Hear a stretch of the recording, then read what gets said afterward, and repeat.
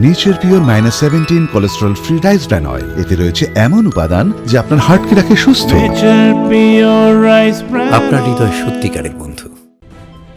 ফাঁকা বাড়ির সুযোগ নিয়ে চুরির চেষ্টা করতে গিয়ে স্থানীয়দের হাতে ধরা পড়ল এক চোর। ঘটনাটি ঘটেছে বালুরঘাট শহর সংলগ্ন রঘুনাথপুর সমাজ কল্যাণপাড়া এলাকায়। পরে ওই ধৃতকে জিজ্ঞাসাবাদ করে পুলিশ আরও এক সহকারীকে গ্রেপ্তার করে। পুলিশ সূত্রে জানা গিয়েছে, ধৃতদের বাড়ি থেকে উদ্ধার হয়েছে সোনার গহনা, নগদ 32,500 টাকা, রূপোর কয়েন ও কাঁসার বাসনপত্র।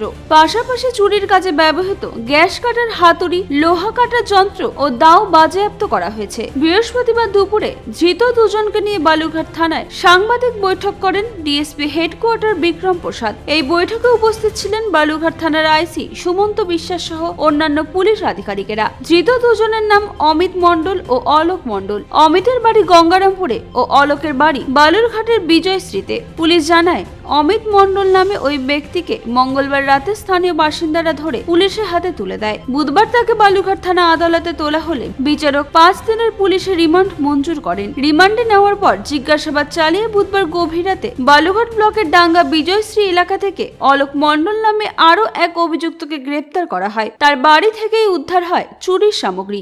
অলোক মণ্ডলকে বৃহস্পতিবার 7 দিনের পুলিশের রিমান্ড চেয়ে বালুরঘাট জেলা আদালতে তোলা হচ্ছে। পুলিশের প্রাথমিক অনুমান, গত কয়েক মাস ধরে বালুরঘাট শহরে ঘটে চলা একাধিক চুরির ঘটনার সঙ্গে এই চক্র জড়িত। এই চক্রে আরো কেউ যুক্ত রয়েছে কিনা তাও খতিয়ে দেখছে বালুরঘাট থানার পুলিশ। বেশ কিছু চুরির সামগ্রী উদ্ধার হয়েছে, মানে কি বিষয়টা কিছু বলে।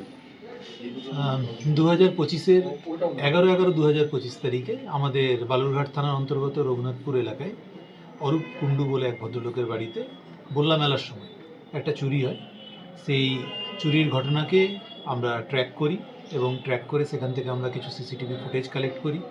আমাদের টাউনবাবুর নেতৃত্বে এখানে বাকি অফিসারদেরকে নিয়ে একটা স্পেশাল টিম তৈরি করা হয়। সেই টিম এই চুরি কেসের ডিটেকশনের জন্য কাজ করে এবং তার ফলশ্রুতি আমরা 2 দিন আগে একজন সন্দেহজনক ব্যক্তিকে ডিটেইন করে জিজ্ঞাসাবাদ করে আমরা জানতে পারি যে সে এই চুরির সাথে যুক্ত। তার নাম অমিত মণ্ডল, বাড়ি গঙ্গারামপুর। তাকে জিজ্ঞাসাবাদ করার পরে আমরা এই চুরির কিনারা করতে গিয়ে গতকালকে আমাদের যে স্পেশাল টিম, সেই টিম তাকে নিয়ে গিয়ে রঘুনাথপুরের ঠিক সেই যে চুরির ইনসিডেন্ট তার কাছাকাছি একটা জায়গা থেকে একজনকে ডিটেইন করা হয় এবং তার বাড়ি থেকে তাদের এই দুজনের লিডিং স্টেটমেন্টের বেসিসে প্রচুর বাসনপত্র, কিছু সিলভার অর্নামেন্টস, কিছু গোল্ড লাইক অর্নামেন্টস আর 32,500 টাকার মতন ক্যাশ আমরা সেখান থেকে রিকভার করি। এখন তাদেরকে আজকে আমরা লারেট কোর্টের কাছে পাঠাচ্ছি।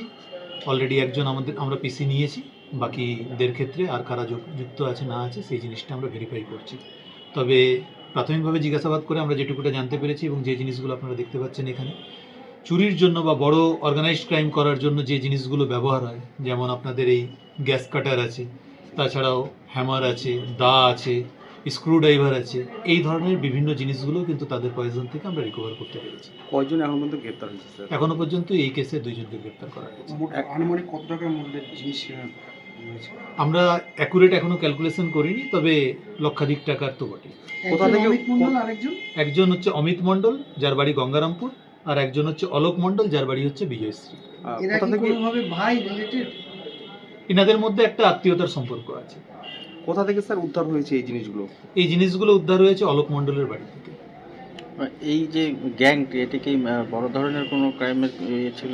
তাদের যে ইকুইপমেন্টসগুলো আমরা পেয়েছি এবং যে পরিমাণ রিকভারি হয়েছে, তাতে আমরা মনে করছি যে এটা বিভিন্ন অর্গানাইজড ওয়েতেই তারা এই ক্রাইমটা করছেন। বাকিটা আমরা তদন্ত করি। মানে আরো জায়গায় চুরি সামগ্রী এগুলো হয়ে থাকতে পারে, এটা আমরা জিজ্ঞাসাবাদ করে ফাইনাল যেটা সেটা বলতে পারি।